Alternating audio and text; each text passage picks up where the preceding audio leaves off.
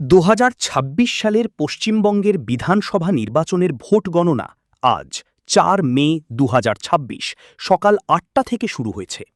এখন পর্যন্ত পাওয়া সর্বশেষ ট্রেন্ড ও ফলাফল অনুযায়ী ভারতীয় জনতা পার্টি বড় জয়ের পথে রয়েছে। সর্বশেষ পাওয়া তথ্যের ভিত্তিতে ফলাফল এক নজরে। ভারতীয় জনতা পার্টি ২০৪টি আসনে জয়ী বা এগিয়ে। সর্বভারতীয় তৃণমূল কংগ্রেস ৮৩টি আসনে জয়ী বা এগিয়ে। ভারতীয় জাতীয় কংগ্রেস ২টি আসনে জয়ী বা এগিয়ে। আম জনতা উন্নয়ন পার্টি ২টি আসনে জয়ী বা এগিয়ে। অন্যান্য ২টি আসনে জয়ী বা এগিয়ে। মোট আসন ২৯৪, গরিষ্ঠতা ১৪৮। প্রধান ঘটনাসমূহ: বিজেপির উত্থান। এই নির্বাচনে বিজেপি নিরঙ্কুশ সংখ্যাগরিষ্ঠতার দিকে এগোচ্ছে এবং রাজ্যে বড় ধরনের রাজনৈতিক পরিবর্তনের ইঙ্গিত দিচ্ছে। হাই ভোল্টেজ কেন্দ্র। ভবানীপুর কেন্দ্র থেকে মমতা বন্দ্যোপাধ্যায় এগিয়ে থাকলেও রাজ্যের অনেক গুরুত্বপূর্ণ আসনে তৃণমূল কংগ্রেস পিছিয়ে পড়েছে।